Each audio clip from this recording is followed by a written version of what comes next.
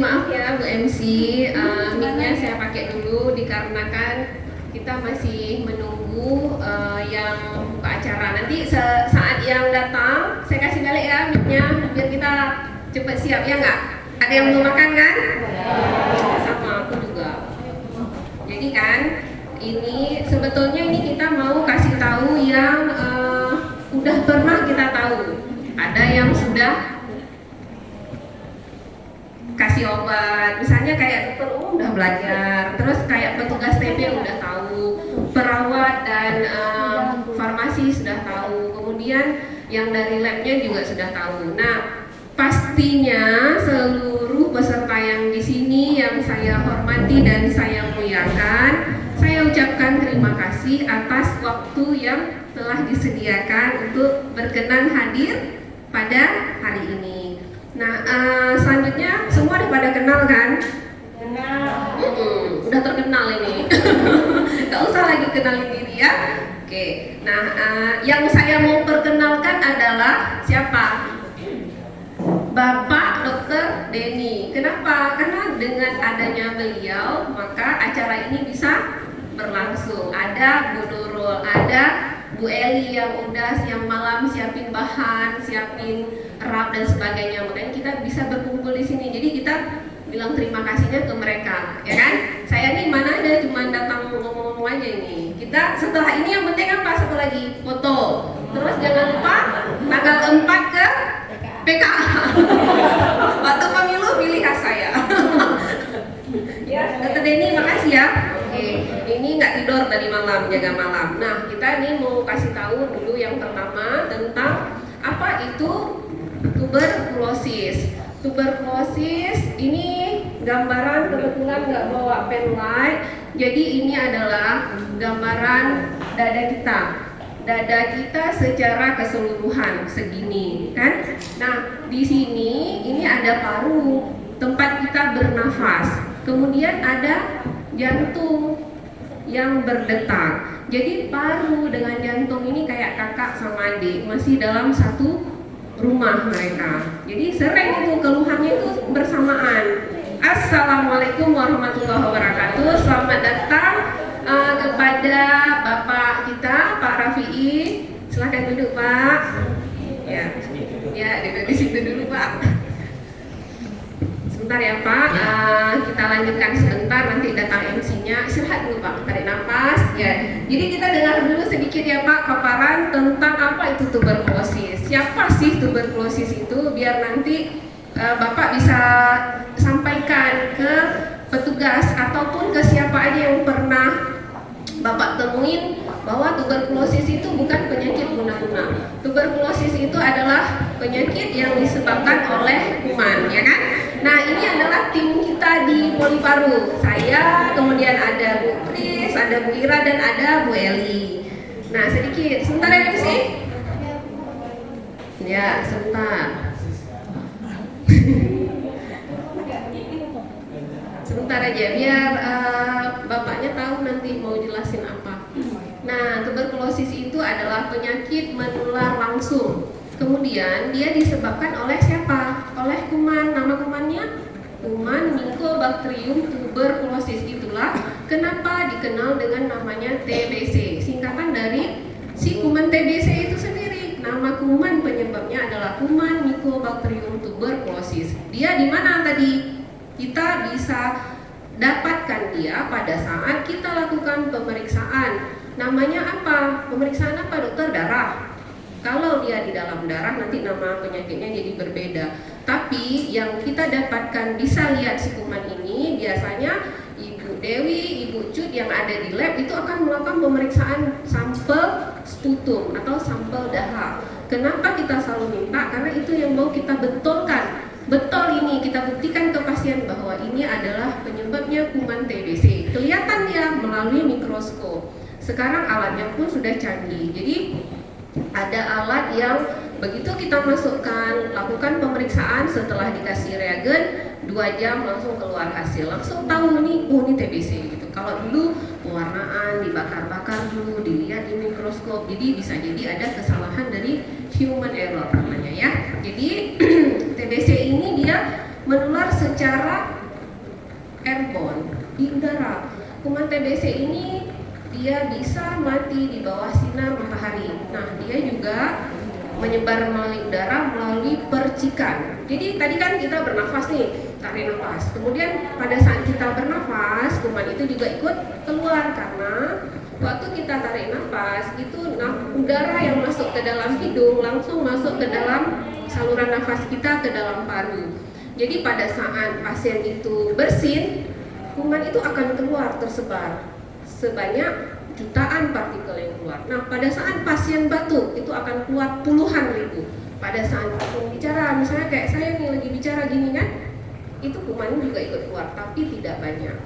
Pada saat pasien tertawa itu juga banyak. Itulah kenapa pasiennya kita anjurkan untuk memakai masker. Oke, ini dulu yang mau sampaikan biar Pak Rafi'i nanti bisa menjelaskan kayak mana sih dok, apa sih itu tadi yang namanya TBC. Saya nggak pernah dengar, ya kan Pak? Bapak karena bukan dari kesehatan, jadi beliau sudah bergabung dengan kita, perlu tahu karena ini merupakan stakeholder kita dalam kesehatan, terutama di rumah sakit.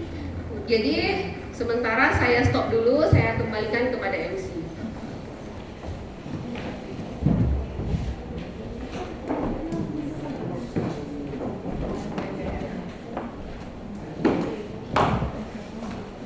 Aja langsung dulu waktu kita panggil aja langsung dulu kayak gini nanti ya.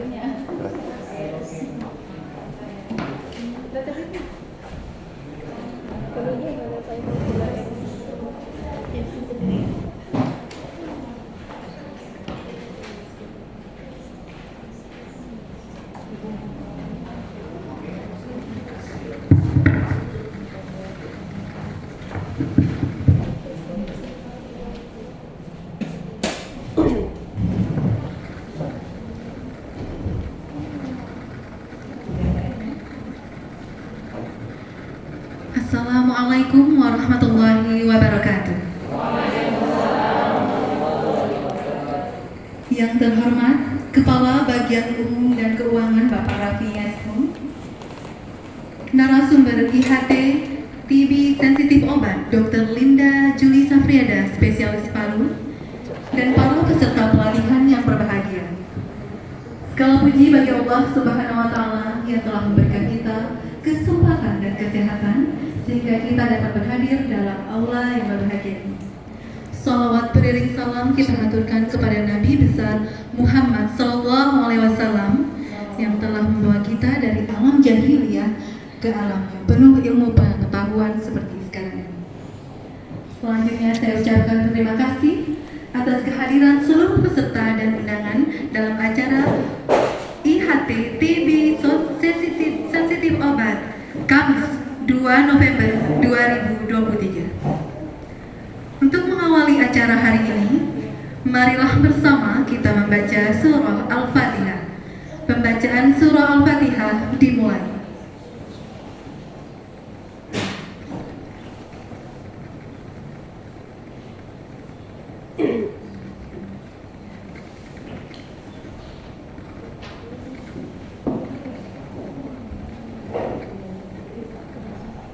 Sadaqallahul Azim. Selanjutnya, marilah kita dengarkan kata sambutan sekaligus pembukaan IHT Tuberkulosis Sensitif Obat oleh Kepala Bagian Umum dan Keuangan. Kepada Bapak Rafi'i Ashum, disilakan.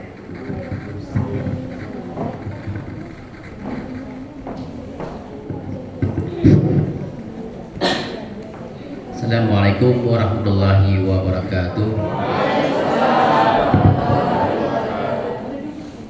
Segala puji hanya milik Allah. Salawat dan salam kita kirimkan kepada Rasulullah yang kami hormati,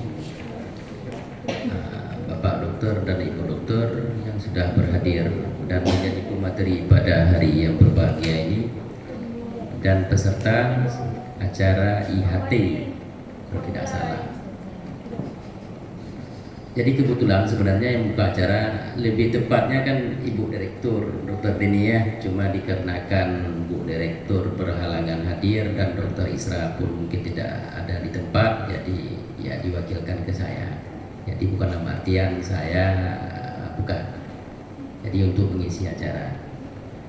Jadi saya berharap kepada kawan-kawan yang ikut acara ini, mudah-mudahan mungkin acara ini setahu saya cuma sehari Dr. Deni ya, cuma sehari. Semoga bisa mengikutinya secara secara penuh perhatian, karena acara ini saya sendiri walaupun 2 menit jadi sangat berkesan dengan TBC Bu Dr. Linda ya, tuberkulosis ya kalau nggak salah. Saya cuma ingat tuberkulosis. Yang saya ingat-ingat mungkin di kampung-kampung itu TBC mungkin ada ini Bu Dokter, nanti bisa dijelaskan juga sedikit. Jadi kalau bahasa kami di kampung namanya turbu. Ya. Jadi kena sihir ataupun setan ya. Kena tapi lebih tepatnya Dokter Linda itu namanya turbu. Ya. Kalau kami di kampung. Jadi hari ini saya dengar langsung dari Dokter Linda kalau itu merupakan rupanya penyakit Dokter Deni, namanya TBC. Jadi saya sangat bersyukur juga bisa mendengar sekilas ya, walaupun tidak bisa mengikuti secara habis mungkin sampai sore. Tapi terima kasih Dr. Linda. Jadi tanpa memperpanjang kata-kata dalam pembukaan, dengan mengucapkan Bismillahirrahmanirrahim, acara training IHT dengan resmi saya buka. Lebih dan kurang saya mohon maaf. Assalamualaikum warahmatullahi wabarakatuh.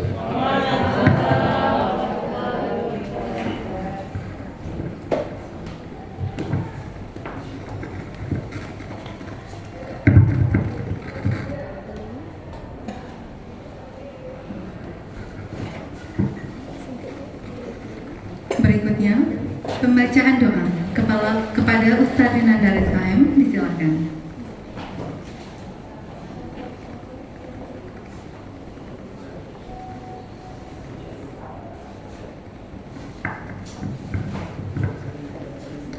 Bismillahirrahmanirrahim. Assalamualaikum warahmatullahi wabarakatuh.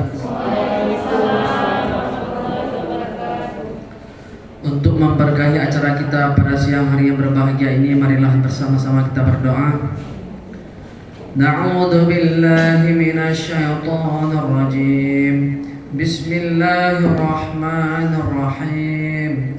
Alhamdulillahi rabbil alamin hamdan yuwafi ni'amahu wa yukafi'u mazidah. Ya Rabbana lakal hamdu kama yanbaghi li jalali wajhikal karim wa 'azimi sultanik. Allahumma inna nas'aluka salamatan fid din wal afiyata fil jasadi wa ziyadatan fil ilmi wa barakatan fil rizqi wa taubatan qabla al maut wa rahmatan 'inda al maut wa maghfiratan ba'da al maut. Allahumma hawwin 'alaina fi sakaratil maut wan najata minan nari wa afwa 'inda al hisab. Allahumma inna nas'aluka ridhaka wal jannah wa na'udzubika min sakhatika wan nar. Allahumma ajirna minan nar. Rabbana zalamna anfusana wa illam taghfir lana wa tarhamna lanakunanna minal khasirin. Rabbana hab lana min azwajina wa dhurriyyatina qurrata a'yun waj'alna lil muttaqina imama. Rabbana atina fid dunya hasanah wa fil akhirati hasanatan wa qina adzabannar. Wa sallallahu ala sayyidina Muhammadin nabiyil ummi wa ala alihi wa sahbihi wa baraka wa sallam. Subhana rabbika rabbil izzati amma yasifun. Wassalamun alal mursalin walhamdulillahi rabbil alamin. Assalamualaikum warahmatullahi wabarakatuh.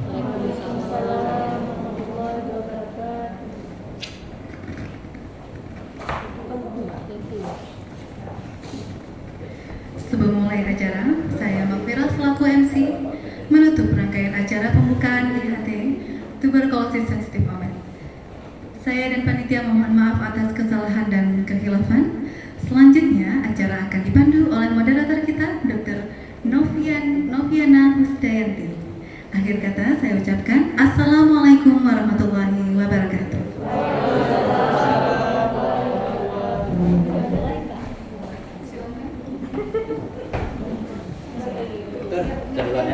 Kasih bawa kue. Apa kue? Enak kali kan? Dikit lagi. Itu minum. Ada air lagi? Iya. Besok undang lagi ya? Itulah kan. Makanya datang cepat kalau aku undang.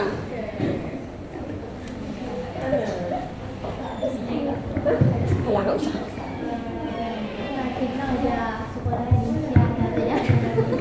Repot kali lagi.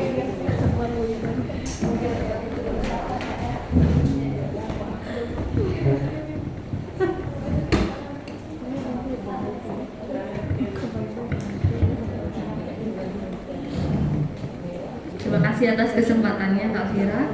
Baik, Assalamualaikum warahmatullahi wabarakatuh. Yang saya hormati kepada narasumber kita Dr. Linda Juli Safrida SPP, serta kepada rekan-rekan para staf Bapak Ibu sekalian, staf Rumah Sakit Umum Daerah Teguh Umar Cijaya yang berbahagia. Baik, Bapak Ibu para hadirin sekalian, senang sekali saya Noviana Husdayanti selaku moderator pada acara in-house training tuberkulosis sensitif obat yang kita laksanakan pada hari ini, menyambut kehadiran Bapak Ibu yang sudah antusias sekali ingin mendengarkan apa itu tuberkulosis sensitif obat. Kemudian tanpa memperpanjang waktu, kita persilakan saja kepada narasumber kita yang berbahagia, Dr. Linda Juli Safrida SPP, yang tadi sudah juga membuka acara sebelumnya, untuk melanjutkan menjelaskan lebih lanjut tentang apa itu TB dan bagaimana pengobatannya. Baik, kepada dokter kami persilakan dengan segala hormat.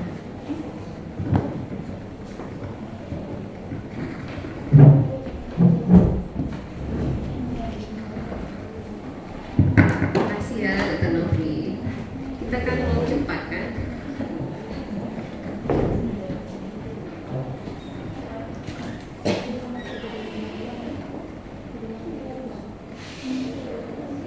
Oke, tadi yang tentang perkenalan apa itu tuberkulosis sudah kita sampaikan dan sudah pada mengerti kan? Jadi tadi kan ada tuh penyampaian dari Pak Rafi, beliau kebetulan dari wilayah Barat Selatan, Aceh Selatan. Jadi kalau di Aceh Selatan tuh mungkin ada teman-teman di sini yang memang wilayah sana kan, kampungnya pasti udah ngerti tuh bro. Apa sih? Gue bilangin aja susah. Kalau kami bilang sini serbuk ya, gitu. Jadi kan itu udah biasa. Saya udah biasa kalau ditanyain pasien dokter, kamu kan dokter, kalian mau obat di pekenong yo, nah gitu kan, di pekenong, ide hitungkah nyut penyakitnya kenong serpuk, makanya batuk darah, kah nanya obat pasiennya, udah nggak berobat. Jadi ini ya bu, jadi selama ini ibu ngapain? Selama ini saya tidur aja di rumah, sembuh sendiri, berobat kampung. Berapa lama? 2 bulan. 2 bulan dia tidur aja. Datang ke kita, lemas, nggak sanggup ngapa-ngapain lagi, ya kan? Oke. Nah, tadi kita sudah bilang bahwa sumber penularan adalah pasien TB paru yang BTA-nya positif. Kapan kita bilang BTA positif? Tadi pada saat pengambilan dahak. Jadi pasien yang BTA positif maka dia akan mengeluarkan percikan.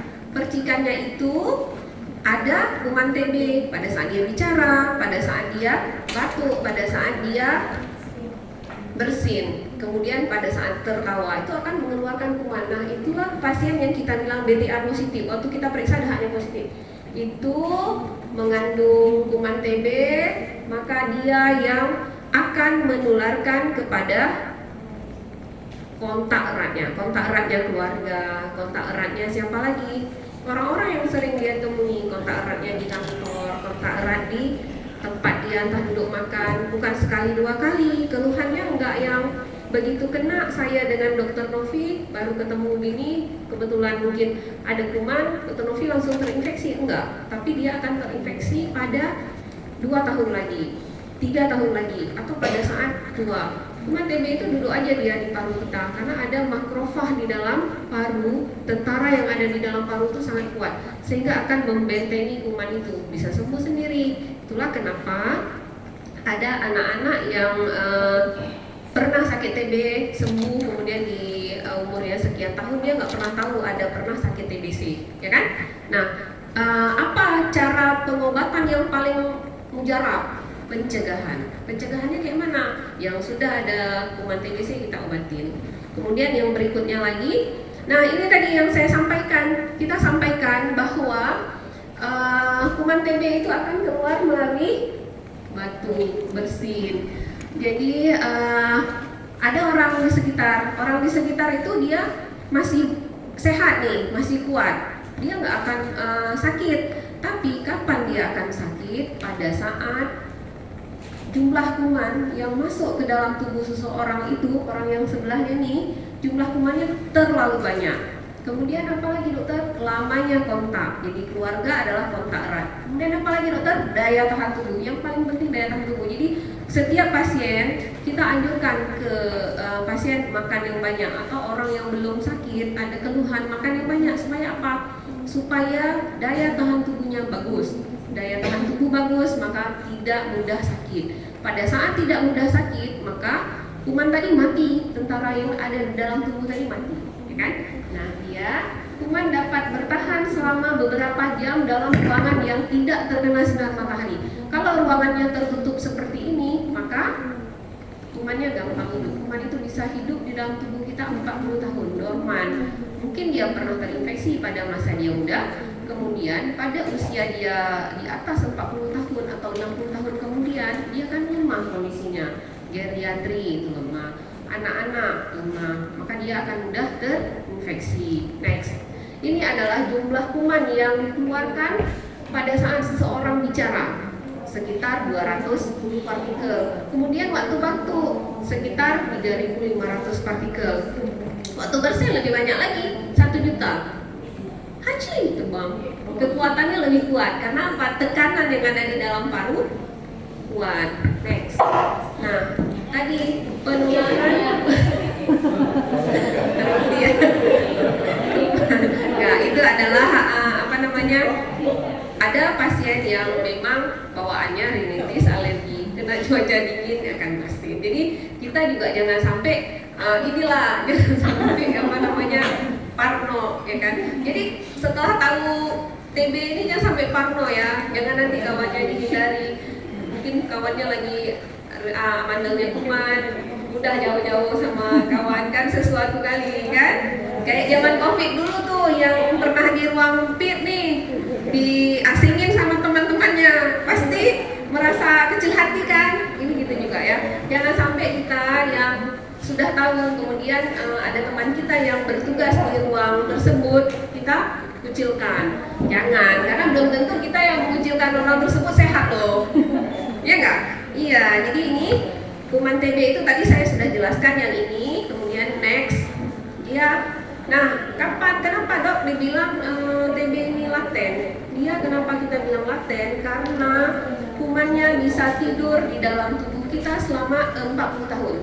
Kenapa bisa kayak gitu? Karena tadi daya tahan tubuh bagus, kemudian pada saat daya tahan tubuh bagus itu ada yang namanya tentara di dalam paru kita. Tadi kan kita udah lihat tuh paru, di dalam paru kita ada namanya makrofag. Makrofag itu dia akan begitu masuk kuman ke dalam paru, dia akan menangkap kuman itu, dia akan memperangkap. Pada saat diperangkap oleh si makrofag, maka kuman ini dia mati. Matinya itu dia nggak bisa beraktivitas, nggak bisa mengeluarkan zat-zat yang beracunnya. Kalau tentaranya kuat, tapi kalau pada saat tentara lemah, justru dia dimakan oleh kuman. Lepas, pecah. Pada saat pecah, maka dia akan menggerogoti alveoli yang ada di samping. Alveoli itu apa dokter? Alveoli itu adalah di dalam paru kita yang segede tadi ada bola-bola. bola-bola inilah yang duduk kuman di dalamnya. Pada saat ini pecah, dia akan nempel ke sebelah. Kuman itu kayak kita bayangin ada jaring, di dalamnya kita isi bola-bola mandi bola anak-anak itu. Jadi seperti itulah, di dalam paru kita seperti itu. Jadi ada bola-bolanya. Bola-bola ini terisi udara seharusnya, tapi pada saat dia terinfeksi maka dia akan terisi sekret-sekret dari kuman. Salah satunya nanah, salah lainnya banyak. Bisa jadi cairan yang kita nggak nampak lihat. Jadi ini yang disebut dengan TB laten. Pada saat seseorang dibilang TB laten itu kapan, dokter? Pada saat orang dewasa seperti kita nih, petugas medis yang sering terpapar dengan kuman TBC, kemudian kita siapa aja. Jadi siapa saja, bukan hanya petugas yang ada di ruang PTT, justru petugas yang berada di ruang pelayanan tuberkulosis itu yang safety. Kenapa? Mereka sudah tahu nih, ini pasien suspek, ini pasien terduga positif, ini pasien yang MDR, masker, APD dan sebagainya. Mereka sudah paham bahwa untuk memakai APD level ini ke pasien ini, APD level 2 ke pasien yang SO, APD level 3 ke pasien yang MDR. Jadi siapa yang lebih safety? Justru mereka lebih safety. Kita yang tidak berada di ruang tersebut, kita nggak tahu nih pasien masuk keluhannya apa, batuk. Pasien sekarang sudah pandai, nggak akan kasih tahu ke kita bahwa pasien itu ada riwayat demam, nggak ada. Bilangnya nggak ada, ya kan? Ada batuk nggak, tapi gitu ya. Dahaknya ada, enggak sesekali. Kami ada pasien lagi saya rawat, dokter pernah minum OAT-nya tuh putus, pulang ke rumah putus. Datang lagi ke kita, masuk keluhannya sesak, masuk ke sesak napas, kemudian batuk berdahak, demam lagi. Kita cek bahwa ini pasien putus obat. Ketemu sama saya visit, saya udah lihat tuh di depan pasien ada tisu, ada bercak warna merah. Saya tanya sama pasien sambil periksa, Bu, Ibu ada pernah batuk darah? Dijawab sama keluarganya, enggak. Saya nggak pernah batuk darah, tisunya sambil diambilin dibuang. Jadi pasien pandai bisnis sekarang, jangan. Jadi kita periksa dahaknya jadi negatif. Apa jangan-jangan yang dikasih bukan dahak, yang dikasih dahak keluarganya mungkin.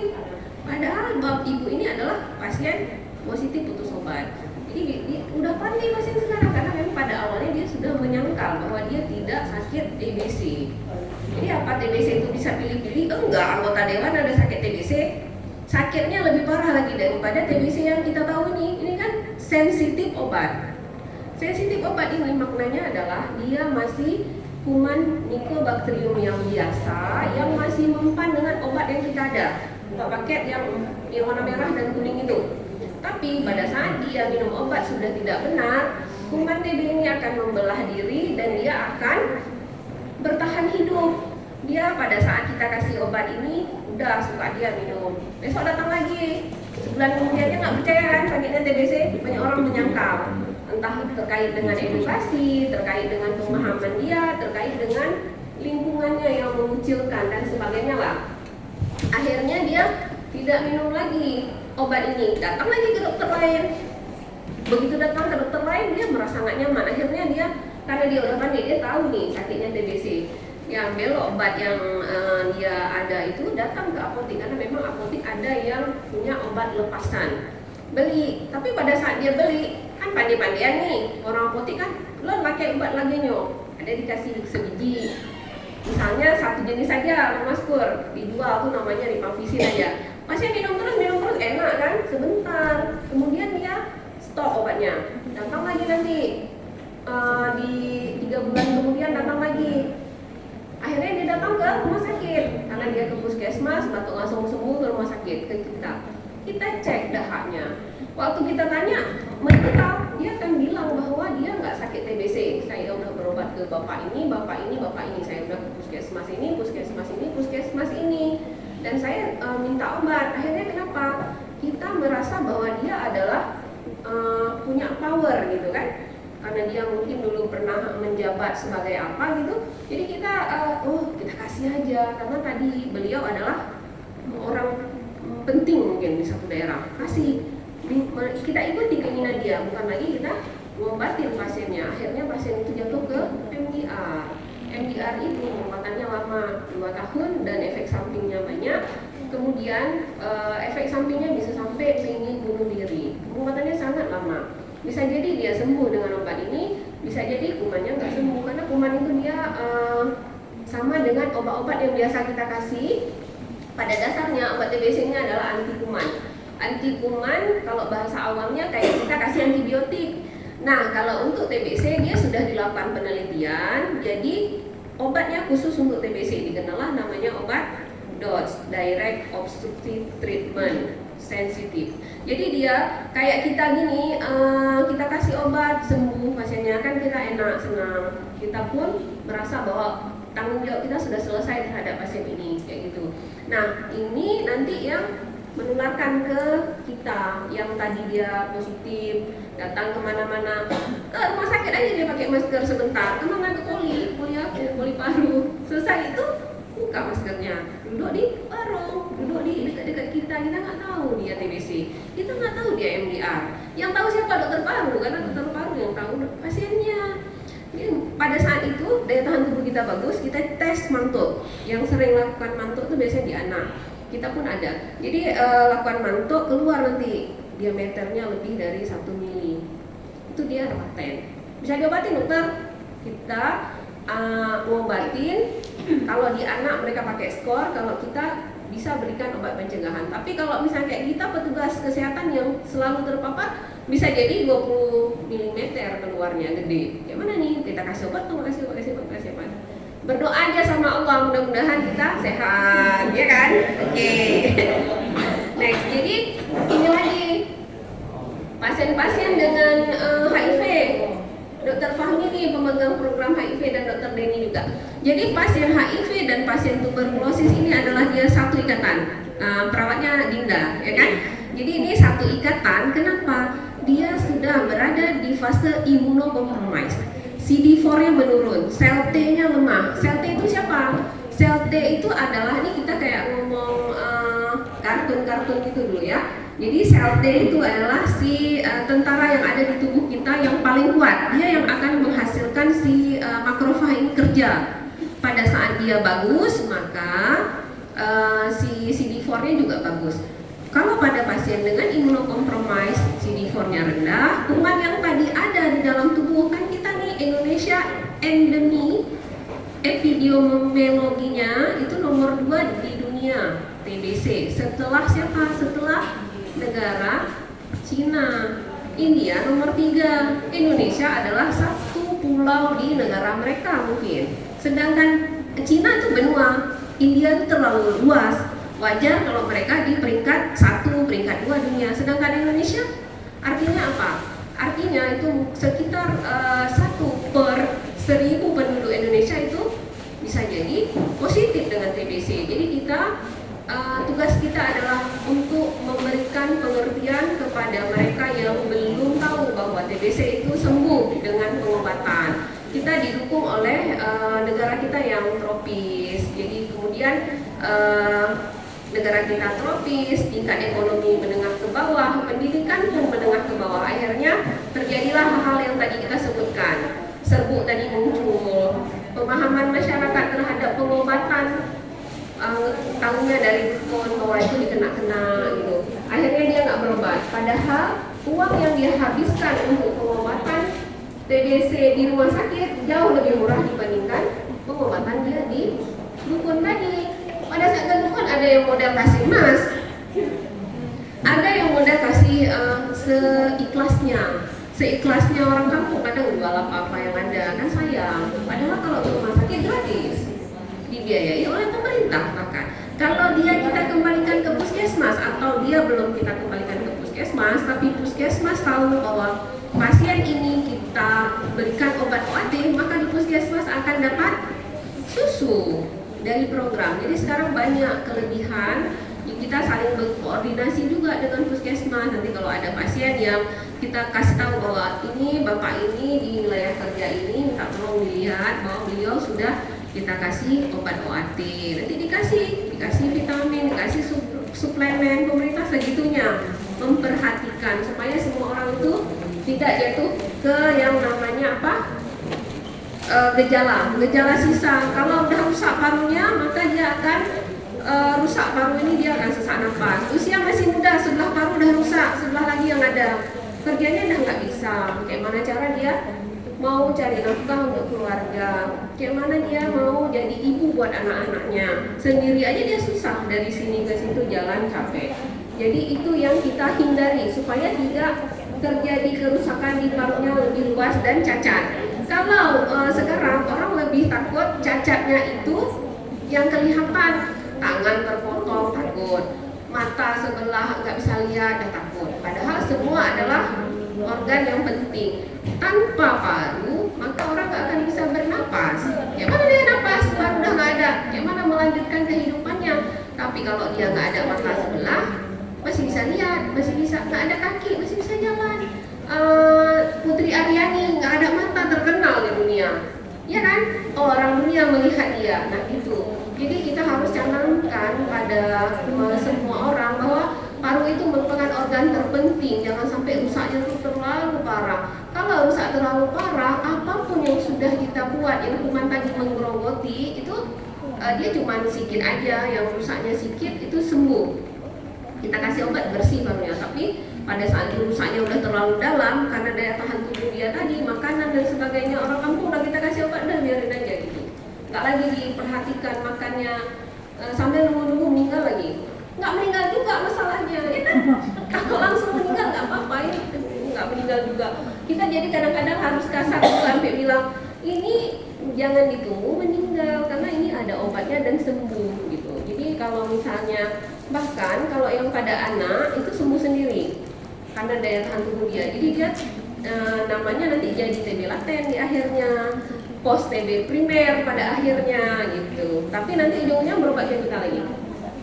Nah ini namanya TB primer, TB yang terjadi pada anak. Kemudian post TB primer ini yang terjadi pada usia dewasa. Kenapa kita bilang post TB primer? Karena dia dulu pernah terinfeksi di usia kecil, kemudian pada usia dia di atas 15 tahun itu, maka dia akan ini kriteria 15 sampai 40 tahun ini karena berdasarkan pengobatan OAT ya. Kalau berdasarkan WHO itu anak di atas 18 tahun.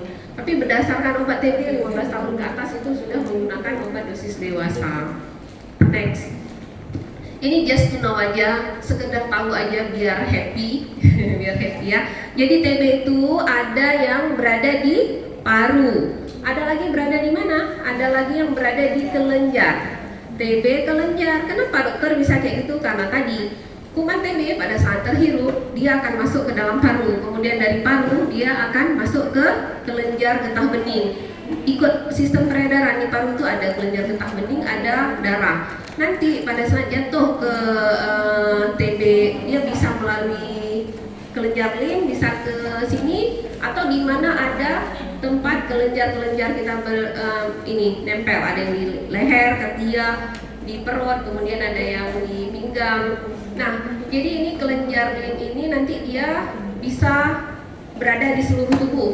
Kalau dia pecah kelenjar limnya yang ada di perut, maka dia akan muncul ke daerah peritonitis TB. Dan ada juga yang kena di daerah perut. Kenapa dokter? TB bisa ada di usus, TB usus. Pasiennya keluhannya seluruhnya TB, kemudian dia mencret, badan tambah kurus, kemudian nggak ada selera makan berbulan-bulan, berhari-hari, pasiennya tidur aja. Ternyata dia TB usus karena kuman TB adalah kuman yang tahan asam, basil tahan asam, sehingga dia bisa nggak mati dengan zat asam. Itulah kenapa kuman TB bisa ditemukan di dalam cairan perut. Next. Nah, ada satu lagi namanya kuman yang jalan melalui darah. Kalau kuman yang jalan melalui darah itu namanya TB miliar. TB miliar itu kita temukan di pemeriksaan darah, ada melalui alat khusus. Kemudian di mata dia ada sel khusus juga ketemu di mata dengan alat permata yang tahu. Jadi itu untuk menegakkan itu TB miliar. Kalau dari foto dia gambarannya kayak bintik-bintik jarum, itu namanya TB miliar. Jadi TB miliar itu adalah TB dengan kasus yang berat, tambah meningitis TB ya. meningitis TB, TB miliar itu dua-dua adalah TB ekstra paru dan TB dalam kategori berat. Harus ada penambahan obat untuk terapi tersebut. Next. Nah, kasus TB itu apa aja? Ada yang namanya kasus baru. Kasus baru itu dia belum pernah ada sakit TB sebelumnya. Kemudian pada saat kita pertama datang, itulah pertama kali kita temukan dia TBC. Kemudian apa lagi? Ada yang namanya TB ada yang namanya TB bekas TB. Bekas TB itu dia udah sembuh, udah kita periksa semua negatif, tinggal sisa aja. Udah rusak-rusak parunya itu kita bilang bekas TB. Dahaknya udah nggak ada lagi kuman. Kemudian ada TB kasus kambuh. Kasus kambuh itu kapan dokter kita bilang dia udah pernah minum obat TB, kemudian setahun kemudian datang lagi, kita periksa gejalanya sudah ditemukan TB, kayak gejala TB, ditambah dengan pemeriksaan penunjang, udahlah kita bilang dia TB kambuh. Kemudian ada TB kronis, nggak sembuh-sembuh tuh TB kronis. Dulu ada, sekarang udah banyak klasifikasi TBC. Jadi TB ini setiap tahun terus berkembang karena juga diteliti oleh dunia. Sehingga kita ada yang namanya TB sensitif obat, TB monoresisten. Jadi pada saat pasien sudah kita tahu dia pernah riwayat minum obat TB, kita lakukan pemeriksaan di laboratorium. Nah, di laboratorium itu mereka akan ada penggunaan pemeriksaan yang TCM, kita sering bilang Gen Expert, sama itu nama mesinnya ya. Jadi TCM itu tes cepat molekuler. Yang dites selnya yang paling kecil, DNA dari kumannya kita lihat. Ada kuman masih bekas. Kuman mati itu dia bisa baca, tapi dokternya harus pintar bahwa ini pasien dengan masih aktif atau memang sudah mati. Kalau yang terbaru alatnya itu bisa baca bahwa ini adalah kuman mati, tapi kita ikutin ada alurnya. Nanti kalau di poli atau di lab itu biasanya kita lihat alur tersebut, kita lanjutkan pengobatan.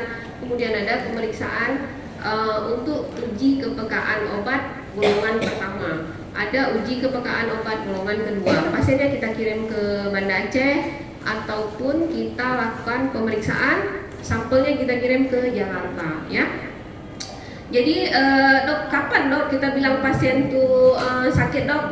Setelah dilakukan di dokter IGD, dokter puskesmas datang, ada keluhan pasiennya. Keluhannya itu banyak. Dari anamnesa kita temukan dia ada demam, ada berkeringat malam, penurunan nafsu makan, kemudian badannya tambah kurus, dan keluhannya ini bukan hanya baru kemarin. Kalau baru kemarin nggak bisa langsung kita bilang dia TBC karena kuman TB dia sifatnya kronis, jadi dia demamnya naik turun. Biasanya awal-awal sakit dia demamnya agak tinggi, kemudian di akhir-akhir atau dia demam naik turun, pas datang ke kita pas lagi naik, atau pas datang ke kita pas lagi nggak demam, kayak gitu kan. Kecuali dia ada sekunder infeksi yang lain, ada kuman lain dibarengi di dalam parunya karena dia daya tahan tubuhnya kan udah lemah tadi.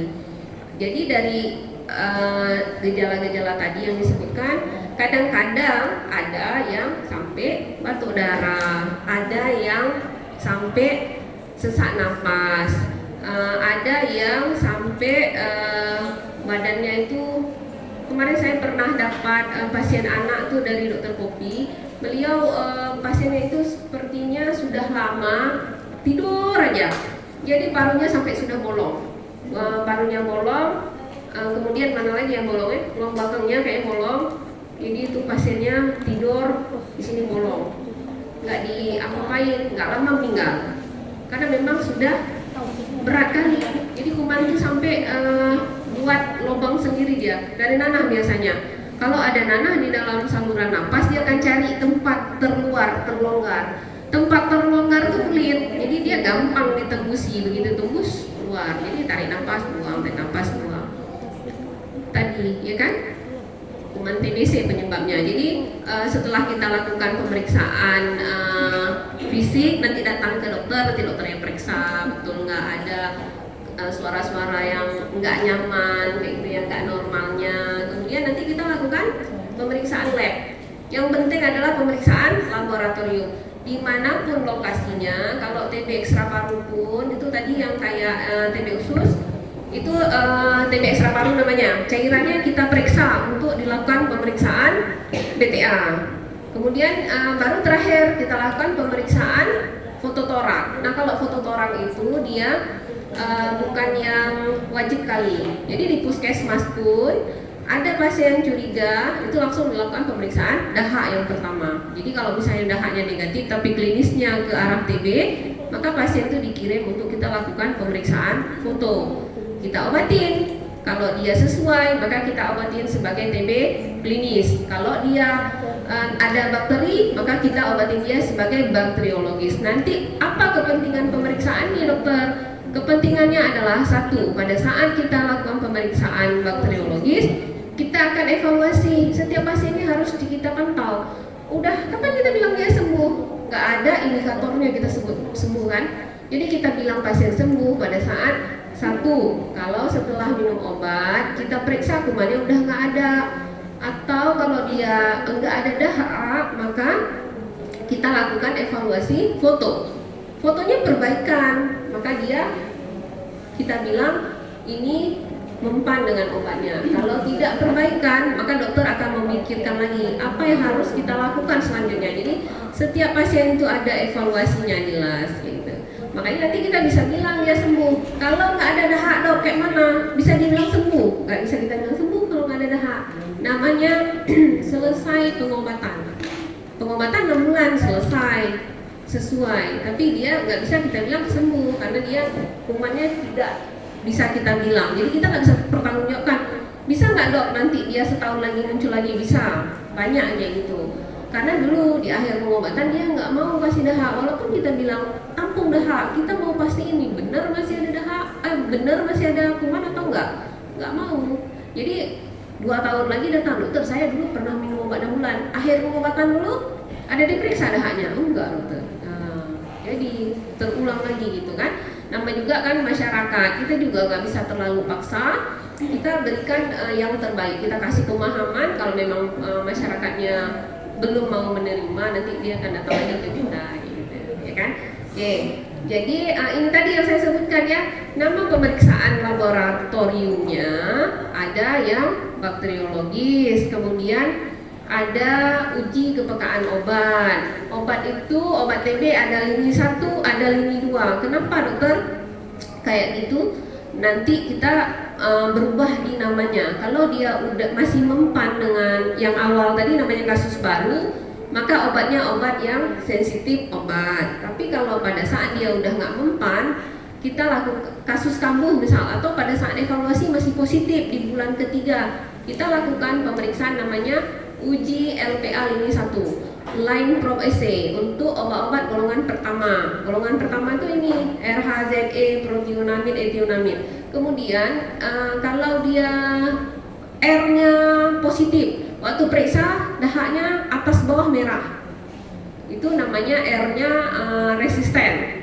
Nah kalau R resisten, maka kita lakukan pemeriksaan kultur MTB. Nanti dia bisa keluar pre-XDR, XDR, MDR.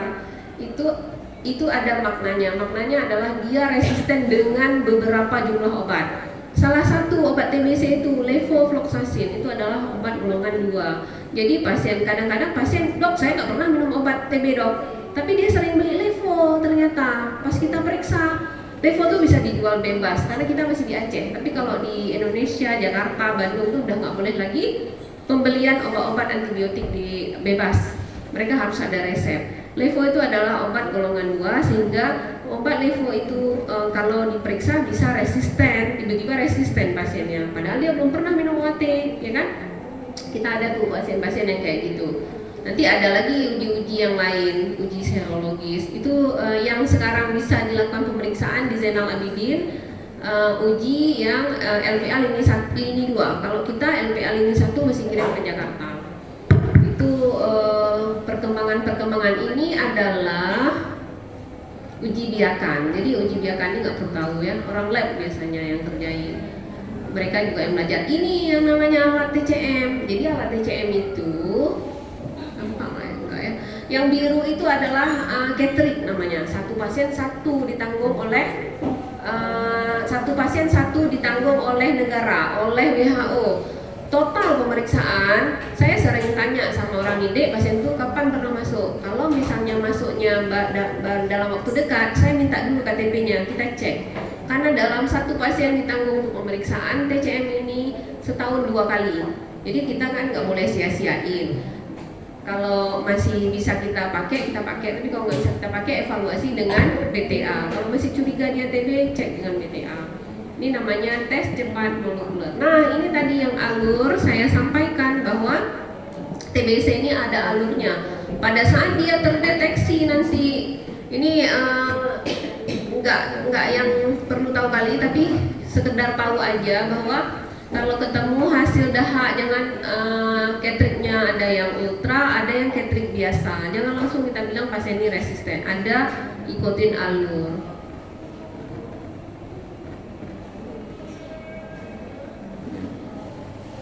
Ini yang tadi ya, pasien terkonfirmasi, kemudian ada kasus, kemudian klinis. Kalau klinis itu dia MTB negatif, tapi dari hasil gejala dia positif, kemudian dia fototorak positif, bisa dok dia menularkan. Ada 2 versi. Satu, kalau memang dia tidak ditemukan kuman, kemungkinan tidak menularkan. Tapi yang kita takutkan adalah pasiennya tidak memeriksa sampel dahaknya yang sempurna, yang bagus, yaitu yang berkualitas. Jadi masih negatif palsu gitu ya kan. Nah ini dok, pasien ini kan dok awalnya dia positif, nggak positif, dahaknya waktu diperiksa nggak ada. Jadi dilakukan pengobatan dari hasil BTA negatif, dari hasil klinis lah. Tapi pada saat 2 bulan setelah pengobatan atau 1 bulan setelah pengobatan, pasiennya ada batuk dokter. Kayak mana dok? Periksa dahaknya. Kalau dia positif hasil dahak, maka berubah diagnosanya menjadi terkonfirmasi bakteriologis ya. Siapa aja yang terduga TBC, TBRO ini siapa yang terkena? 1, pasien yang pernah minum obat TB. Zaman dulu tuh kita ada obat TB yang model suntikan, pengobatannya 9 bulan, suntikannya 2 bulan. Kalau sekarang obat suntikan udah nggak ada lagi. Tapi pasien-pasien yang pernah riwayat obat suntikan itu adalah pasien yang risiko tinggi terkena TBRO. Kemudian siapa lagi? Pasien yang putus minum obat, terus pasien yang dahaknya masih positif yang tadi saya sebutkan, atau pasien dengan HIV, pasien dengan DM, itu juga risiko tinggi. Yang imunokompromis, yang pengobatannya tidak didose. Artinya tidak didose apa? Pengobatannya tidak dilakukan di rumah sakit yang bekerja sama dengan Dinkes, itu tidak dose namanya. Atau PKM dose, rumah sakit dose. Kalau ada klinik kemudian dia ada dose, itu dose. Ada klinik swasta kemudian dia mengamprah obat, ada pencatatan pelaporan yang benar, itu dose. Yang tidak dose itu ada obat yang dibeli bebas, itu tidak dose. Atau yang pergi ke praktek. Kalau pergi ke praktek kan obat itu sah-sah aja disediakan, tapi kan kemampuan pasien untuk dia datang, besok dia datang lagi enggak gitu. Pengobatannya jadi tidak dose karena tidak dilaporkan. Jadi pengobatan obat itu ada obat lini pertama sama lini kedua, obat untuk TBRO dan TBSO ya. Ini obatnya. Jadi obatnya kalau sekarang obat TB itu ikut yang panduan sudah disebutkan oleh WHO atau PDPI. Kemudian ada perbedaan nggak dok obat TB-nya? Perbedaan misalnya TB dengan tanpa ada komorbid kayak mana? Sampai datang dokter Isra. Nanti kita minta ini ya dan dokter Isra ya, jangan. Nah, dokter Isra nih berhubungan sama kita, berhubungan dengan TB meningitis TB, TB spondilitis TB. Beliau yang akan menangani, bekerja sama dengan kita. Itu jadi TB ekstra paru itu masing-masing DPJP juga bisa tangani, kolaborasi dengan DPJP paru terkait evaluasi dan sebagainya. Kemudian kita tidak ada lagi kategori 2 untuk pengobatan TB. TB pengobatannya tetap kategori 1 pemakaian obat, hanya saja nanti mengikuti alur dari hasil pemeriksaan TCM tadi. Obat TB sekarang kan disediakan Maskur, Bang Deris itu satu kan cuman obat merah dan obat kuning, 4 FDC dan 2 FDC. Kita sebetulnya ada yang 2 FDC itu adalah obat yang dosis harian, ada yang dosis mingguan. Yang mingguan yang selang sehari kan, Senin, Rabu, Jumat minumnya, setelah itu enggak.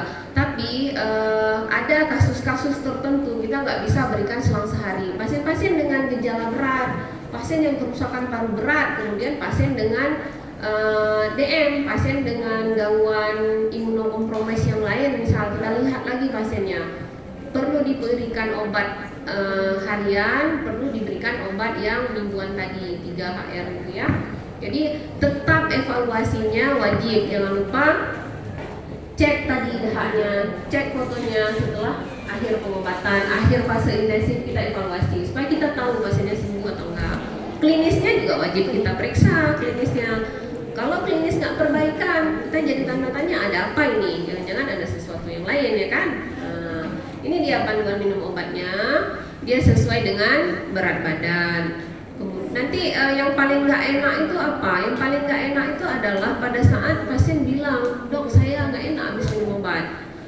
Kita harus meyakinkan pasien bahwa yang namanya minum obat itu memang ada efek sampingnya, ada yang ringan, ada yang enggak. Tapi ada juga yang bahkan nggak ada efek samping sama sekali. Itu memang dia setelah minum obat bahkan lebih bagus. Ada yang memang udah dia psikosomatis, cemas, jadi dia udah bawaan, itu lebih susah lagi kita tangani daripada orang yang memang ada efek samping. Saya pernah ada pasiennya itu dulu waktu minum obat, beliau adalah pasien yang minum obat kali kedua, kemudian yang kali kedua minum obat itu setiap minum obat, setiap ada keluhan. Pada saat ada keluhan tuh sebentar rawat, bapak ibu sakit. Bapak itu selanjutnya di akhir pengobatan masih positif. Kita lakukan pemeriksaan LPA51, keluar hasil monoresisten. Akhirnya kita mulai pengobatan untuk monoresisten. Untuk pengobatan monoresisten ini ada pemeriksaan baseline namanya, semua harus diperiksa. Dan ternyata pada saat kita kasih obat OAT yang monoresisten ini, beliau nggak ada keluhan sama sekali lagi. Kan? Bingung kita kan? Dulu obatnya sama, yang kita berikan adalah 4 FDC ditambah levo 1000, jadinya selama dia minum 4 FDC ini, pengobatannya itu 6 bulan. Selama dia minum 4 FDC ini nggak ada keluhan sama sekali. Dulu sebentar masuk rumah sakit kan, karena efek samping obat. Gatal lah macam, sampai kita rujuk ke ZA. Jadi kayak gitu. Ini yang untuk evaluasinya ya. Ini namanya pleuritis TB. Pleuritis TB itu TB ekstra paru. Cairannya harus dievakuasi, obatnya harus diberikan. Itu kalau cairannya banyak. Tapi kalau cairannya sedikit, tidak kita lakukan evakuasi cairan. Kenapa? Karena kalau kita evakuasi cairan, efek dari tindakan itu sakit, nyeri karena ada persarafan. Jadi ini cairan dikeluarkan. Pasiennya adalah pasien dengan TB positif. Dari dahak hasilnya positif, dari pliurannya ada cairannya kita ini. Jadi dia 2, TB paru dan TB ekstra paru, dua-dua ada. Sembuh sekarang, udah sehat. Nah, ini adalah edukasi minum obat. Setiap pengobatan harus kita edukasi. Kalau di ruangan, inilah kenapa kita panggil bapak-bapak, ibu-ibu yang dari dari farmasi, kemudian dari ruangan lain, harus diedukasi, meyakinkan bahwa obat ini wajib diminum per hari. Kalau ada keluhan disampaikan, apa yang nggak enaknya disampaikan. Nanti pelan-pelan dia akan terbiasa. Awal-awal yang nggak enak itu pengalaman kami 1 minggu pertama minum obat. Setelah itu dia akan terbiasa. Harus dibarengi dengan nutrisi. Kalau tidak dibarengi dengan nutrisi, maka keluhan efek samping sangat berat. Nutrisinya harus diperbaiki juga. Bukan cuma minum obat aja. Ada makan, ada. Sebanyak mana? Setiap hari makan sebanyak mana makannya segini. Itu udah makan segini. Boleh makan segini, tapi ada makan telur, makan yang lain, buah dan sayur. Itu harus diingatkan ya ke pasien ya. Kadang kan nanti ada penemuan kasus atau pasien entah dirawat di kelas tapi sudah minum OAT, itu tidak menularkan lagi. jangan takut, satu lagi di ruangan, jangan takut kalau misalnya pasien dikasih OAT, tapi pasien ini BTA-nya negatif, jangan takut.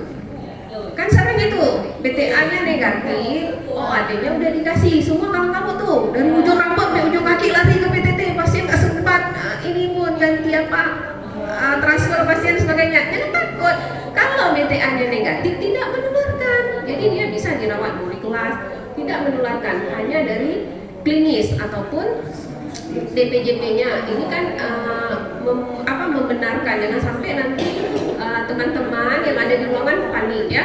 Jadi kalau misalnya BTA-nya negatif, itu artinya tidak ada kuman di dahaknya.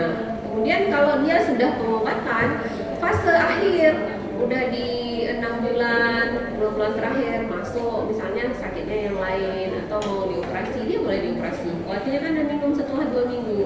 Atau dia sakit pinggang, masuk dengan dokter Isra, rawat di cukup, nggak apa-apa, silahkan, boleh. Nggak mesti harus rawat di PTT, akhirnya PTT kalau penuh, kalau ruangan rusak kayak sekarang, ya kan? Gitu. Jadi jangan khawatir kalau ada pasien yang BTA negatif. Nah, setelah pengobatan kita akan memberikan sertifikat ke pasien. Kenapa? Karena ada kepentingan-kepentingan tertentu. Satu, keberangkatan untuk haji, embarkasi. Kemudian ada keberangkatan imigrasi. Imigrasi itu saya punya beberapa pasien ya. 2 pasien deportasi dari Malaysia. Di sana mereka sudah dilakukan entah medical check up, tapi pasiennya tidak kasih tahu ke kita. Jadi datang dia seperti dia mau berobat awal di kita. Datang bilang keluhannya saya nggak jelas keluhannya. Akhirnya kita bingung, kenapa? Sebelumnya tinggal di mana? Ternyata dia dari Malaysia. Oh, ini kena deportasi ya. Deportasi dari Malaysia tidak diizinkan. Mereka kalau asalnya dari Indonesia akan dikembalikan ke Indonesia. Selesaikan pengobatan. Setelah selesai pengobatan, mereka akan diminta surat bahwa mereka sehat. Surat itu harus tertandatangan oleh dokter paru, karena itu nanti dia minta persetujuan, dia sudah kita obati walaupun klinis. Sedikit aja ada bercak, kalau di Malaysia harus buat surat keterangan bahwa dia sudah selesai pengobatan. Nanti ada bacaan dari dokter radiologinya dilampirkan. Dokter radiologi tidak melihat pasien, jadi sah-sah saja kalau dokter radiologi membuat bacaan TB. Karena kan dokter radiologi tidak ini pasien, jadi sertifikat ini bisa digunakan bukti bahwa dia sudah melakukan pengobatan lengkap gitu. Seringnya klinis. Ada satu lagi itu pun deportasi juga. Kalau yang medical check up ada juga, tapi sekarang sudah pengobatan. Itu juga klinis, 3 orang ya. Lagi azan. Oke, selesai. Ada yang ingin saya sampaikan, tapi kita tunggu azan dulu ya.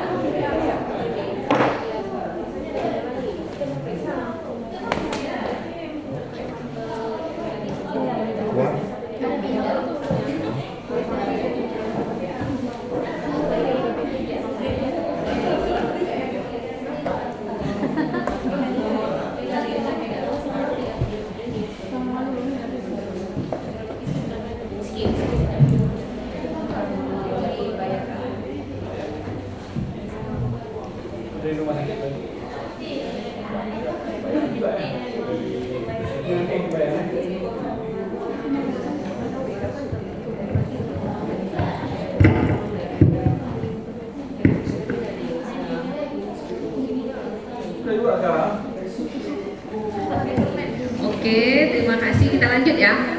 Tadi ada iklan sedikit. Ini kita ada alur. Alur ini nanti mungkin akan disosialisasi kembali yang tadi kita sebutkan ya. Jadi ada alur pasien TBSO di rawat inap. TBSO itu apa? TB sensitif obat. Nah, next. Ini sebetulnya baru dikeluarkan kan. Jadi next, karena ada akreditasi nih ya kan. Bagus nih akreditasi ini. Saya dulu. Ini ketua akreditasi. Untuk memperbaiki yang bengkok-bengkok dikit ya. Jadi membiasakan yang benar. ya, memperbaiki yang bengkok-bengkok dikit gitu ya. Mana tadi? Yang satu. Ini yang dua lah. Nah, pengertiannya kan udah tahu ya. Nggak usah dibaca. Jadi yang mau saya kasih tahu adalah prosedurnya itu. Dari hasil pemeriksaan kita udah tahu gejalanya apa semua. Ya, kemudian kita dari gejala itu kan kita lakukan pemeriksaan foto, pemeriksaan dahak, baru nanti pasiennya dikonsulkan ke dokter paru untuk dilakukan tata laksana selanjutnya. Kemudian dilakukan penjajakan dan menegakkan diagnosa sambil menyingkirkan diagnosa yang lain. Kemudian dia baru kita sebutkan dia sebagai TB apa. Jadi dia nanti diagnosanya akan kita naikkan sebagai TB paru. TB paru yang tadi sudah kita sebutkan, TB-nya bisa TB kasus baru, kasus kambuh, TB apalagi TB kasus kambuh, kemudian TB resisten, monoresisten. Kalau monoresisten masih kita tangani di sini. Kalau udah resisten obat selain yang mono tadi itu kita sementara masih belum amprah obatnya. Sebetulnya kita harus sudah tata laksana di sini. Kemarin yang datang orang Dinkes itu Bang Maskur sama Bang Deris itu kan dari Dinkes provinsi, mereka bahkan minta obatnya sudah di drop ke kita karena kasus kita itu lumayan banyak. Kasus kita udah lebih dari, kalau tahun kapan ya Kak Eli, tahun 2021 ya, sekitar 11. Jadi mereka tuh kenapa dikembalikan pasiennya supaya obat tidak putus. Jadi nanti minta tolong koordinasi dengan Bang Muslim terkait dengan obat lepasan satu lagi, karena kita ada beberapa pasien penggunaan obat lepasan. obat lepasan itu diminta sama tim dari Dinkes provinsi, mereka nggak mau. Misalnya kita bilang kasih 100 box, nggak bisa. Kita sebutkan dosisnya. Misalnya kita mau isoniazid yang 300, berapa biji kita mau? Kita anggap aja pasien untuk 1 bulan 10 dulu. Jadi kita stopnya untuk 10 Bang. Misalnya rifampicin, yang tersedia yang 300. Jadi kita stop 300 itu berapa banyak?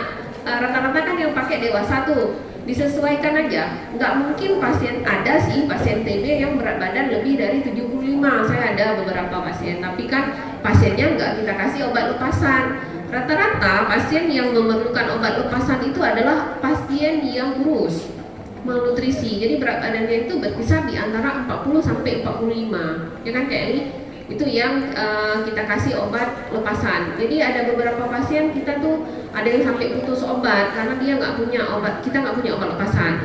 Ada juga pasien yang saya siasati dari Zainal Abidin, dia dapat obat lepasan, tapi pada saat dia datang ke kita, supaya pasien tidak putus obat dan pasien nggak sampai jatuh ke MDR, saya mulai kembali dengan obat FDC sambil kita pantau pelan-pelan pasiennya dan meyakinkan bahwa dia nggak apa-apa gitu, ya kan? Jadi itu nanti ya PR Bang Maskur ya sama Bang Deris, oke?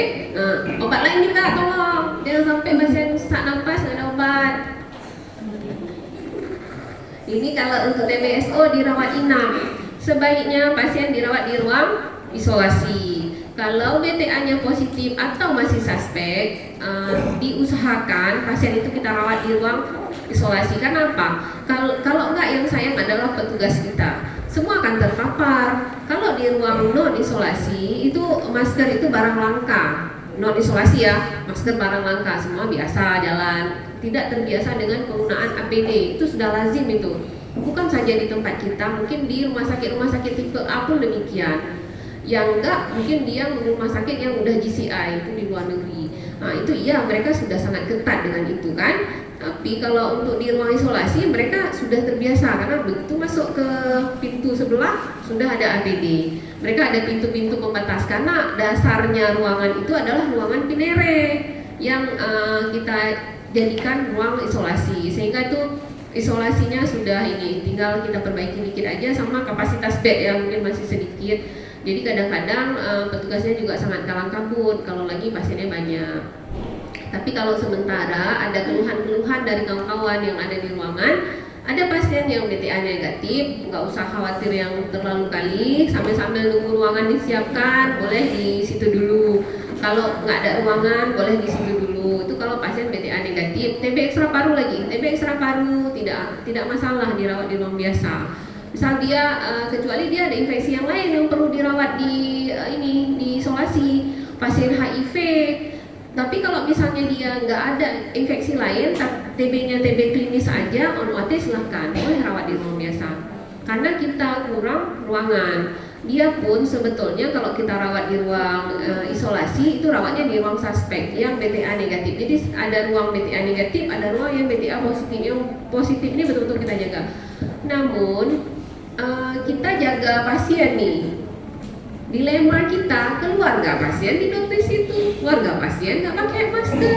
Jadi besok kita tambah lagi pasien. Akhirnya siklus kita nggak putus-putus, ya kan? Jadi ini alur. Jadi ini teman-teman tahu bahwa kita ada alur yang sudah dibuatkan sedemikian rupa. Gunanya untuk apa? Untuk mengurangi, mencegah terjadinya resistensi obat, kemudian mengurangi sequel. Sequel itu cacat. Cacat apa? Cacat paru. Kalau parunya cacat, kakinya pun ikut cacat.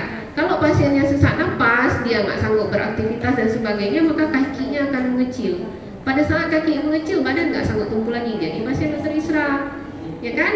Atrofi otot kakinya, lemah dia.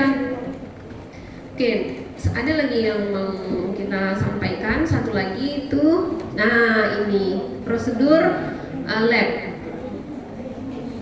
PDF. Oke, jadi di lab ini Kak Dewi ya, Kak Dewi, terus Kak siapa lagi? Kak Cut ya. Yang dari lab siapa ya? Mana ada orangnya? Oh, nggak kelihatan. Duduk di belakang. Oke, masker tadi ya dari lab tadi ya. Jadi di lab itu ada penanganan spesimen sputum. Nah, satu lagi selain sputum ada spesimen ekstra paru namanya. Spesimen selain dari dahak. Selain dari bagian paru nanti akan ada spesimen lagi ya. Siapa Kak Cut ya? Kak Cut, nanti kita akan ada pengiriman sampel-sampel lainnya untuk pemeriksaan TCM, tapi bukan dari dahak. Nanti akan ada pengiriman sampel. Jadi sebetulnya TB ekstra paru, misalnya kayak ada di Benyolan, nanti kita akan kirim ke lab untuk periksa TCM. Sampelnya itu boleh kita ambil sedikit aja, terus kita kirimkan untuk pemeriksaan TCM. Pemakaian reagennya sama juga dengan cara pemakaian pada sekutu. Karena diagnosa TB harus terkonfirmasi bakteriologis. Kalau PA itu namanya terkonfirmasi klinis, sama kayak kita pasien BTA negatif. Jadi kayak gitulah kalau yang walaupun kita bayar mahal untuk patologinya. Jadi ini ada tempat, ya kan? Kawan-kawan sering lihat kan tempat untuk penampungan sampel? Ada yang pot ini, kalau di Zainal Abidin banyak tuh. Ada yang pasien bawa dalam peluk aqua, ya kan? Nggak boleh. Jadi semua itu ada syaratnya. Itu udah diberikan oleh WHO. Dari internasional tuh udah kasih potnya seperti ini, kontainernya udah ditulisin label di situ, tulisnya nama, identitas dan sebagainya. Kita tulisin di mana? Dengan spidol di atasnya. Besok tutupnya tuh tertukar sampai ke lab. Sampelnya kan beberapa tuh, tertukar tutupnya. Jadi sampel pasien lain, bisa kan? Ya di insiden keselamatan pasien. Nah kita kasih obat ke pasien lain. Nah itu kenapa tulislah nama dan identitas pasien di tempat yang seharusnya ditulis di sini. Atau kalau misalnya kita punya ini kan waktu kita print rekam medis pasien itu kan ada dikasih stiker. Nah kita belum ada. Jadi kalau ada stiker itu aja ditempel sini. Cuma stiker itu kan butuh biaya juga. Jadi dituliskan di sini ya. Dahaknya itu harus berkualitas. Artinya berkualitas tuh apa? Jangan sampai ludah ini taruh ya. Oke. Dahaknya tuh boleh diambil sewaktu pagi dan sewaktu. Sebetulnya bagusnya pagi. Jadi pasiennya diminta apa? Diminta cuci tangan dulu. Diminta cuci mulut dulu, kumur-kumur, dibuang dulu. Jadi dia kuman-kuman tahap apa dia udah makan dalam mulut tuh udah dibuang, udah bersih mulutnya itu. Kemudian baru tarik nafas yang dalam, buang, tarik nafas lagi. Kalau memang ada sekret tuh pengen keluar, jadi dibatukkan ke dalam pot itu gitu ya. Jadi dahaknya tuh betul-betul dari dalam. Atau ada cara satu lagi, caranya kayak mana?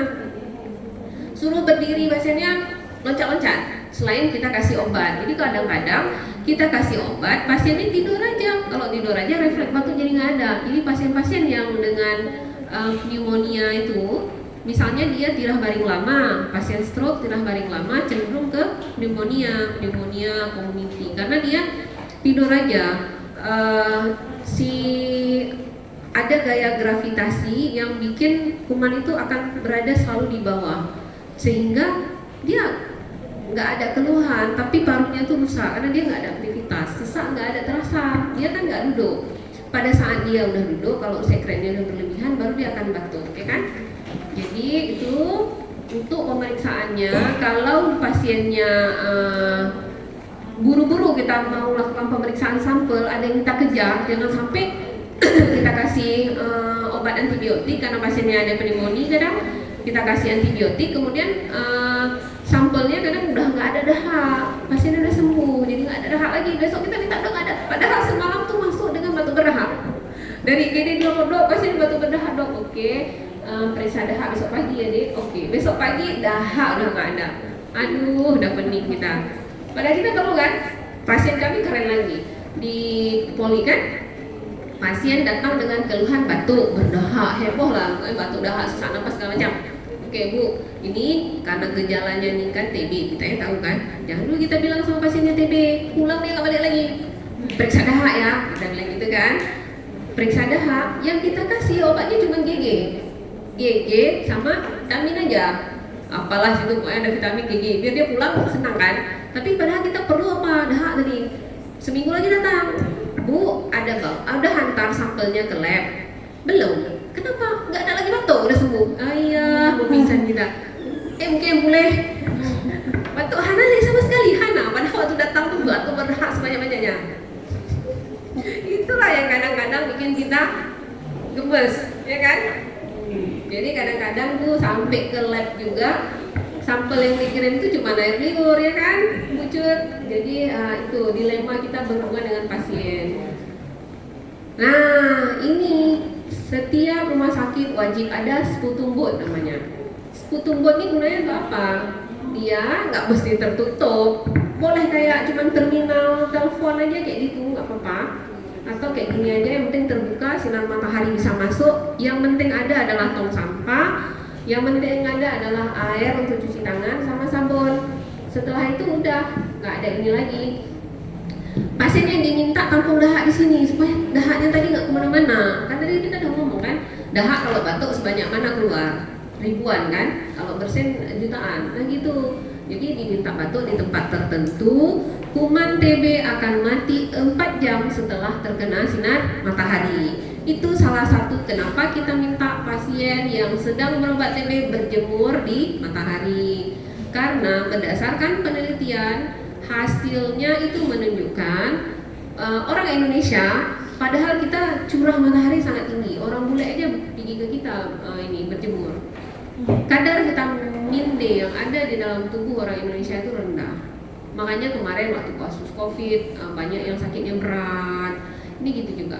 Salah satu untuk meningkatkan daya tahan tubuh. Jadi dia kita suruh berjemur di matahari sekitar jam 9 ke jam 10 itu 15 menit aja mulai. Kadang dia kan nggak terbiasa, jadi awal-awal memang nggak enak. Tapi ada yang melakukan itu dia enak, nanti udah mulai bekerja. Kalau pasiennya sudah mampu bekerja, kita anjurkan pasien tetap bekerja. Yang dia nggak sanggup bekerja paling yang dalam 1 bulan pertama minum obat, entah itu efek samping obat, entah sisa-sisa yang masih belum enak. Tapi lama-lama pasien enak, silakan bekerja kembali, pakai masker, edukasi. Jangan lupa kasih tahu ke keluarga kalau ada yang sudah minum obat, misalnya pasien nih yang tidak dirawat di ruang PIT, atau ada yang dari ruang anak, pasiennya itu anaknya TB, mamanya tuh kita telusuri TB enggak, atau dia pernah kontak enggak dengan mama, ayah, neneknya dulu atau pamannya. Saya ada pasien itu anaknya meninggal karena TB, kakeknya TB, abang kakeknya TB, siapa lagi yang meninggal, pokoknya semua TB. Ternyata setelah ketemu, rupanya bapak ini adalah abangnya pasien saya gitu. Dan bapak ini sudah 2 kali minum obat. Cucunya meninggal karena TB, meningitis TB kalau nggak salah, entah TB miliar gitu, meninggal. So, kakeknya TB, ayah dan mamanya, mungkin yang anaknya bapak ini tuh adalah risiko tinggi. Tidak sekarang, 3-4 tahun lagi. Kalau sekarang daya tahan tubuhnya masih bagus, tapi kalau dia mampu menjaga daya tahan tubuhnya bagus, insya Allah apa-apa. Cuma kita kasihan, sebetulnya kita ada terapi pencegahan untuk obat TBC. Cuman masalahnya kita kasih obat TB yang orang sakit aja efek sampingnya banyak. Orang sehat kita kasih obat pencegahan, resiko efek samping kan lebih berat. Nanti dia nggak akan lagi berobat kan? Kita tunggu sakit aja. Oke, mungkin itu saja dari saya. Ini yang spesimennya itu optimal ya. Harus ada sekitar 1-4 mili, harus purulen, mukoid kayak gitu di dalam paru. Jadi kalau misalnya nggak ada spesimen kayak gini, kayak mana dokter? Kalau kita dokter paru itu ada alat khusus, bisa diambil ke dalam, bisa di bronkoskopi, bisa juga dilakukan bronchial toilet. Ada juga yang namanya alat untuk merangsang keluar sputum. Itu pada pasien-pasien yang udah nggak bangun, pasien dokter Isra, kan? Ada dokter Isra sini kan? Jadi permintaan sputum itu nggak bisa cek ya. Kenapa? Karena cek dahak ya langsung nggak bisa. Kenapa? Karena dia ada form. Kalau tidak nanti nggak connect. Kita TB ini adalah program nasional. Kenapa program nasional? Karena dia mau eliminasi, kan Indonesia nomor 2 tadi di dunia. Jadi mau dieliminasi supaya connect jumlah kasus yang dilakukan pemeriksaan suspek namanya, yang terduga TB, yang dilakukan pemeriksaan sama yang diobati sesuai enggak? nanti keluar dia ada rekapannya. Jadi nanti dokter Denny kan ada lihat form yang kemarin SITB. Jadi ini kenapa kalau pasien saya di ruangan saya bilang nanti lapor Polidots ya kayak Eli supaya keluar form permintaan untuk lab, diinput di SITB, keluar SITB. Begitu ada keluar hasil, orang lab bisa langsung lihat bahwa ada permintaan dari DOTS untuk pengambilan sampel. Di ZA juga demikian. Jadi berarti kita mau kirim nih pasien ini, mau kita kirim ke Jakarta, nggak masalah. Udah ada orang Jakarta nggak mau tanya lagi, pasien itu udah berapa lama belum obat, kapan diobatin, apa pernah ini segala macam, periksa apa aja, udah terlihat di SITB karena ini milik pemerintah, diakses langsung oleh pemerintah. Ada kepentingan untuk data kita. Jadi ini semua di-input di SITB, semua bisa akses yang punya aksesnya. Jadi ini kepentingannya ya. Kenapa Dokter Linda tuh selalu bilang lapor DOTS ya yang PTT ya, lapor DOTS ya, mulai OAT lapor DOTS ya. Ini kepentingannya adalah di SITB, Sistem Informasi Tuberkulosis, diakses oleh Kemenkes. Nah ini nanti untuk formnya tuh ada yang ini yang sekarang dulu nih di print kemudian dicentang oleh lab. Kalau sekarang ini udah enggak lagi karena kan kita punya form yang tersendiri kan. Sebetulnya ini form untuk hasil sputum. Kalau dari Jakarta masih ngirim yang kayak gini hasil. Nah ini potnya, jadi potnya itu harus dilabelin, jangan ditaruh di atas karena tutupnya bisa bertukar ya. Oke, itu saja dari saya. Ini adalah cartridge-nya.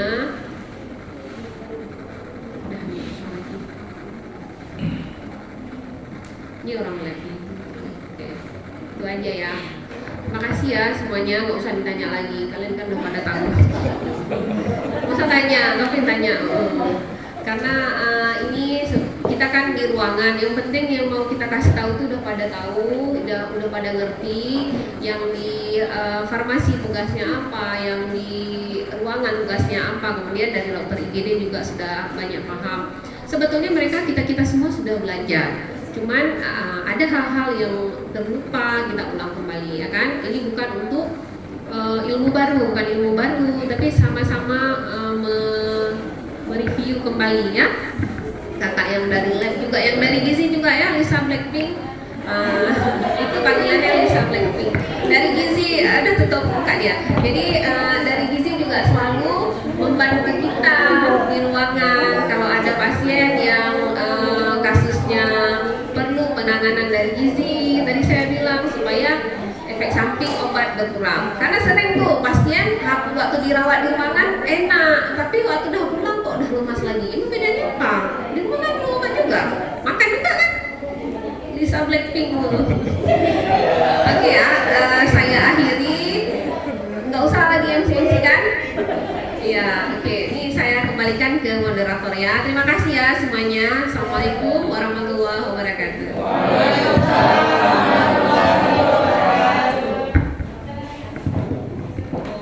Baik, kita beri tepuk tangan dulu untuk Dr. Linda SPP. Terima kasih dokter atas materi yang sangat bermanfaat dan juga edukatif. Semoga setelah ini kita jadi lebih aware dan lebih tahu tentang TB ya. Yang paling penting adalah pencegahannya. Jangan sampai kita ataupun anggota keluarga, apalagi kita selaku tenaga medis terkena nanti dengan TB. Caranya adalah dengan menjaga daya tahan tubuh ya, karena kalau terpapar sudah pasti. Baik, tanpa berpanjang waktu lagi, saya selaku moderator mohon undur diri. Terima kasih atas perhatiannya dan mohon maaf jika ada salah kata. Wabillahi taufiq wal hidayah. Assalamualaikum warahmatullahi wabarakatuh. Selanjutnya ada beberapa yang ingin disampaikan dari Dr. Isra. Silakan dokter.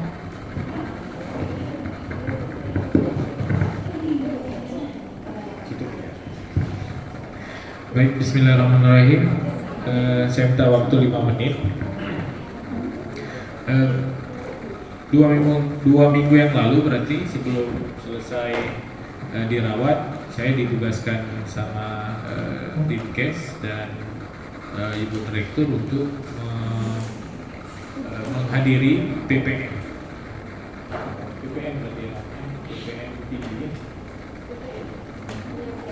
bukan penyakit, private apa namanya, mix. Jadi di situ dijelaskan ternyata SITB yang notabene itu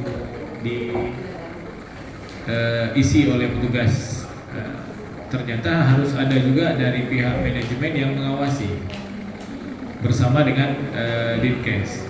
Dan di situ disampaikan beberapa laporan tentang capaian cakupan terhadap penata laksanaan TB di Aceh Jaya.